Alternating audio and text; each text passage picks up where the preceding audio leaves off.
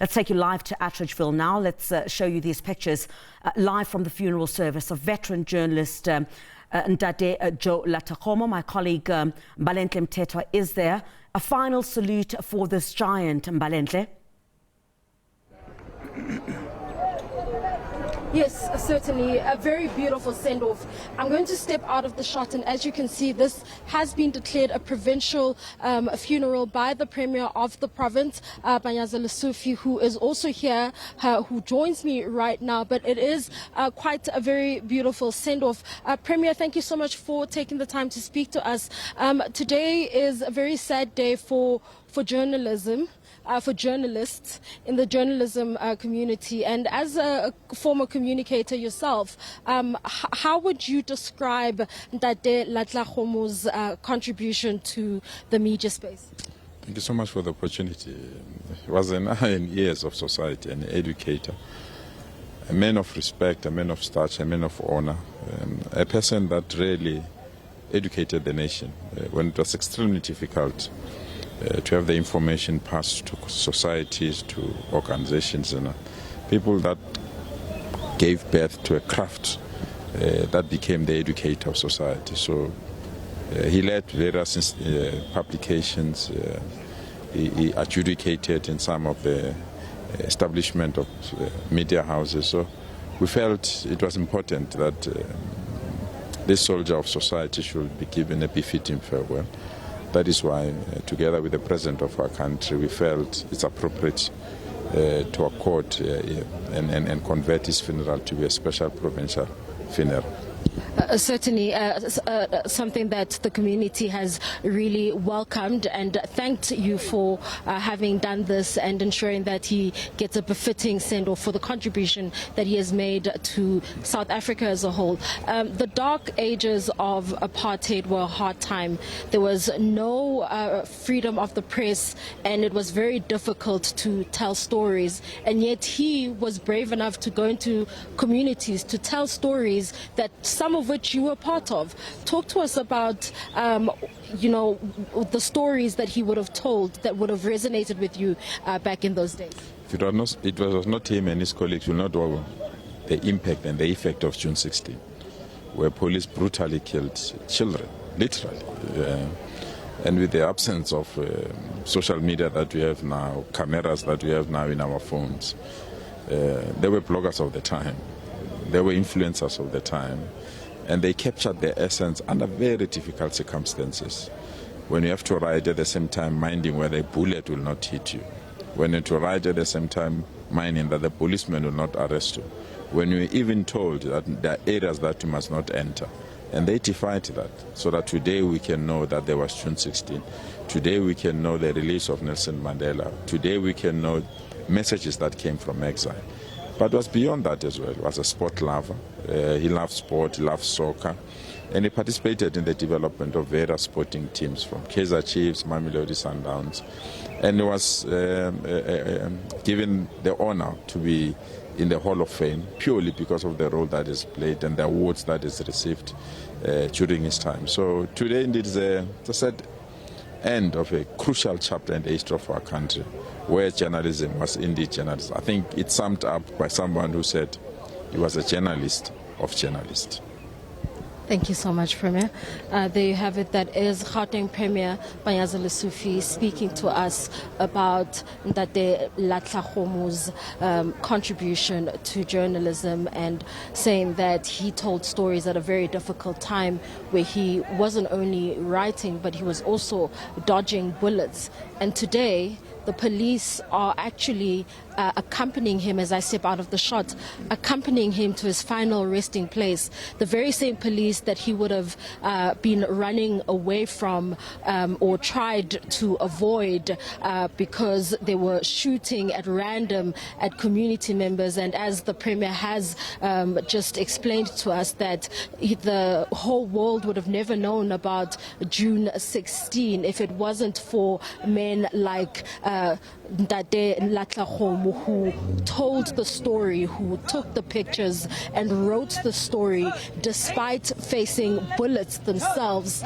and potentially facing arrest. And today the police are paying honor, or honoring him rather, and giving him an honorable send-off. As you can see, a very beautiful procession that is making its way to his final resting place, as he is accompanied by the police, as this funeral has been declared a provincial,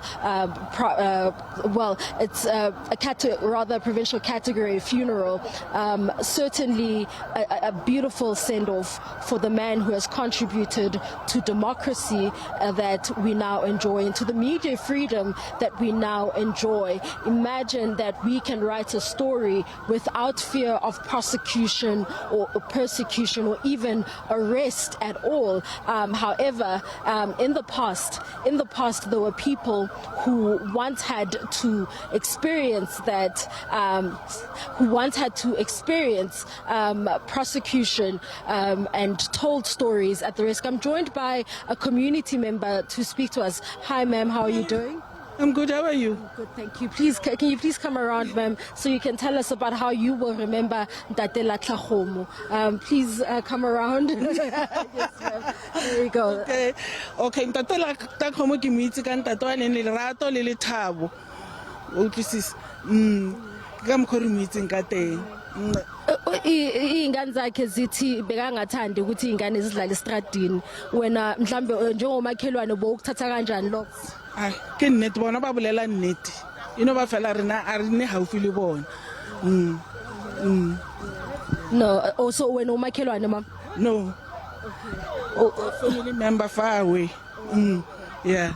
There we have it, a family member just talking to us. I'm just going to do a little bit of translation, saying that Ntate Latakgomo was a man who was loved, full of love and grace, and that, she appreciates the fact that what the granddaughter said, that he didn't like children playing in the streets. And you will remember that the granddaughter said that he valued education and had encouraged many to stay in school. And the granddaughter saying that she is pursuing education because she is encouraged by all the family members she has seen graduating many a times. I'm actually going to step out of the shot as I look for perhaps another colleague of his that we can perhaps speak to, just to get a better sense of the kind of person that he was. I'm going to walk across, and my colleague is going to zoom as I am being directed to one of the people that we can speak to.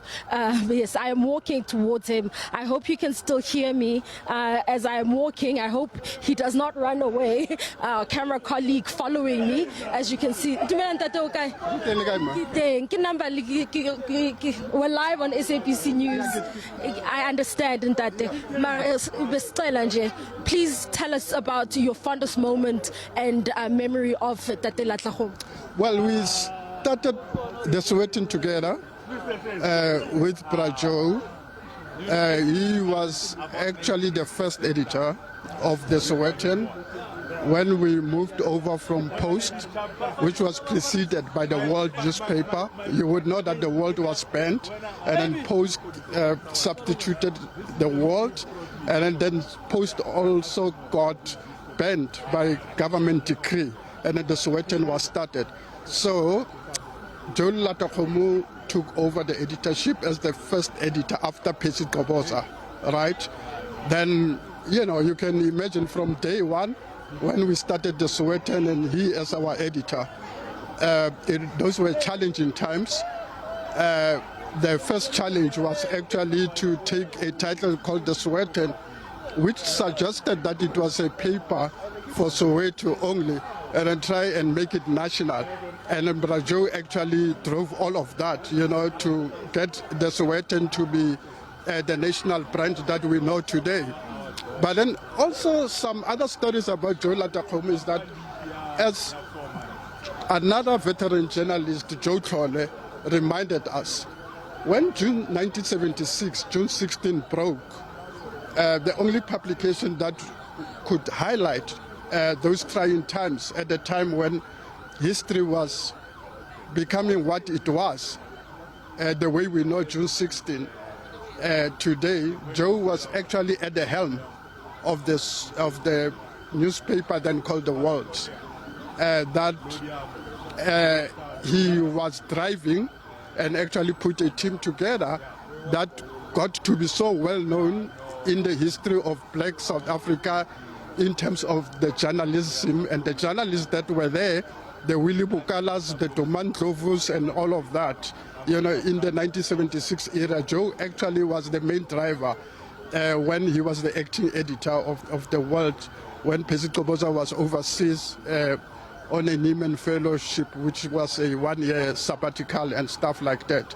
So, yes, he was a well-rounded newspaperman who knew the newspaper industry, you know, like, you know, the back of his hand, from content generation, story gathering, writing, the whole production processes, subbing, and the business side as well, which a lot of us, it's a skill that we didn't have, but Joe actually, Brajo, I should call him, actually pioneered that whole thing, which a large part of it used to be, those positions used to be held by whites.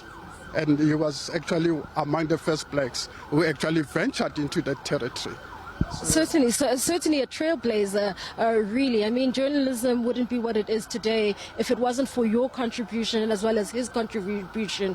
What do you make of what has now happened to print? We know that the Sowetan is one of those old newspapers that's still in circulation, but there are some that are now shutting down and others have already shut down.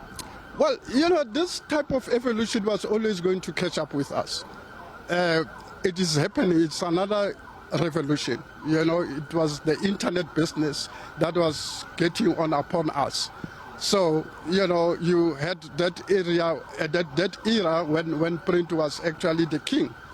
But with the world trends changing, digital took over, and digital, with its immediacy, you know, type of thing. So it's the in thing, you know, from the gadgets, from the applications, from also where we are headed in terms of artificial intelligence. So it's the type of the world that we live in. It's just progressing, it's catching up.